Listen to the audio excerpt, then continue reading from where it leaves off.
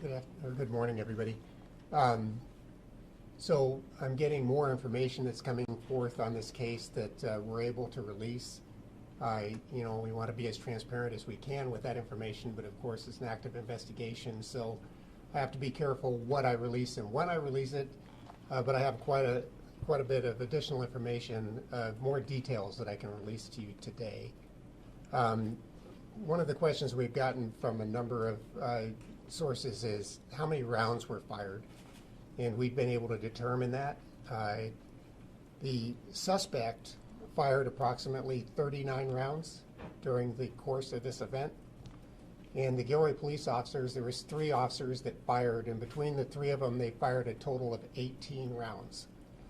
The suspect was hit by the police officer's gunfire multiple times. I do not yet have a definitive finding from the coroner's office on exactly where those rounds hit him or exactly how many rounds, only to say that he was hit multiple times at this point.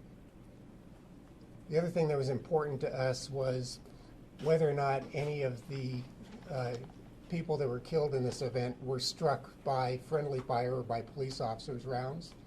And we've been able to determine that none of the people that died in this incident were struck by friendly fire. They were all killed by the suspect. I'd also been asked about the suspect, whether he was wearing any kind of body armor or a bullet-resistant vest. And that is confirmed that he was wearing a bullet-resistant type vest at the time of the incident. Some of the information regarding his armament, the weapons, how prepared was he? We know now that he had a 75-round drum magazine that would fit into this weapon. We recovered that, and it had 71 rounds left in the drum. He had 2 40-round magazines on his body for the weapon. He had 2 40-round magazines that were on the ground, and he had 1 40-round magazine that they described to me as being loose on or near him. I'm not exactly sure the location of that one. I told you the other day that there was a shotgun located in the vehicle, which has been confirmed. It was a Remington 870 shotgun that was located in the vehicle. The other item that generated a lot of interest was the bag or the backpack or something that was found in the creek.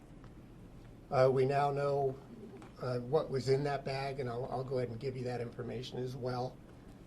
There was just 2 loose rounds for the rifle that he had that were in the bottom of the bag.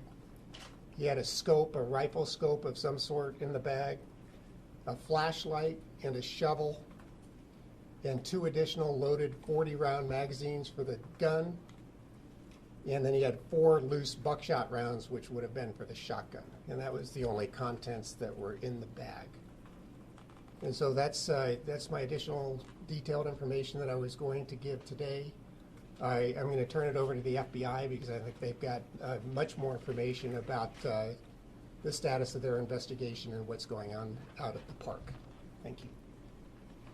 Thank you, Chief.